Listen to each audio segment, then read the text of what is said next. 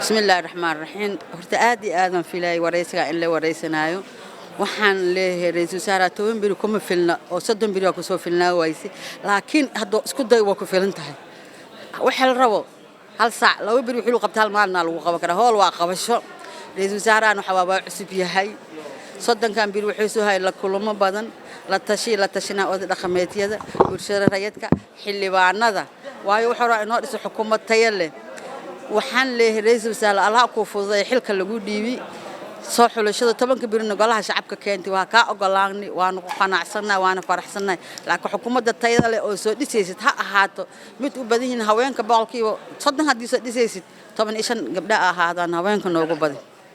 rajadeyga aad ay u fiicantahay waan u sheegay la kulanka maalinta la kulmay ra'iisul wasaaraha gabdhaha si fiican u fiiriyaan ari boqolka hadii 30 soo dhiso boqolkiiba 30 noqoto 15 aan ka rabnaa ra'iisul wasaaraha gabadha in iska dhigo oo xukuumadda dhexdeeda horta wax ma caad liiraha ma jiro xildhibaanada waa xildhibaanaha golaha shacabka waxay u dhaartaan iyadoo soon tahay 140 kitaabka gacanta u mareen inay dalka iyo dadka iyo diinta iyo dalkoodaba ay u shaqeeyaan